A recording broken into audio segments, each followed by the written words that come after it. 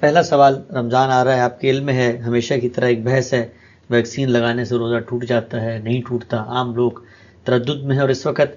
جو اطباء ہیں، doctors, medical ماہرین، وہ کہہ رہے ہیں کہ ناگزیر ضرورت ہے ویکسین لگوانا، لیکن ہمارے یہاں ایک بڑا طبقہ ہے جو اس کو ریزسٹ بھی کر رہا ہے۔ روزہ ٹوٹتا ہے نہیں ٹوٹتا، بتائیے۔ نہیں، روزے کا ویکسین سے کوئی تعلق نہیں ہے، آپ اطمینان کے ساتھ ویکسین لگوائیں، جو بھی آپ کو موقع ملتا ہے۔ اس وقت لوگوں کی جان کی حفاظت ہونی چاہیے، ایک بڑی آفت ہے،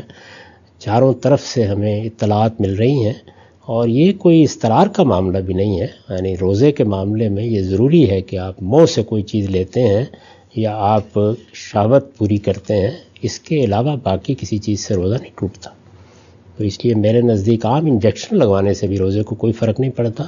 ویکسین لگوانے سے بھی کوئی فرق نہیں پڑتا۔ کوئی مثال ہے ہم سب ایسی کہ رسالت محمد صلی اللہ علیہ وسلم کے عہد میں کوئی آپ نے میڈیکل ٹریٹمنٹ یا ریزن کے تحت، کیونکہ عام طور پہ استدلال کیا جاتا ہے کہ دو ہی چیزیں، یا تو آپ اپنے آپ کو توانا کر رہے ہیں، انڈائریکٹلی حکمن کوئی چیز کھا رہے ہیں، کھانا پینا منع ہے تو آپ نے انجیکشن لگایا تو گویا یہ بھی اسی کے تحت آتا ہے، دوسرا خون نکلتا ہے۔ تو کوئی ایسی مثال ہے کہ جس میں خود رسالت محمد صلی اللہ علیہ وسلم نے روزے کے دوران کوئی اس طرح کا عمل کیا؟ دیکھیے، بات یہ ہے کہ اس وقت کوئی انجیکشن اور اس طرح کی چیزیں تو ایجاد نہیں ہوئی تھیں، لیکن آپ کو معلوم ہے کہ حجامہ، پچھنے لگوانا، اس طرح کی بہت سی چیزیں ہوتی رہی ہیں،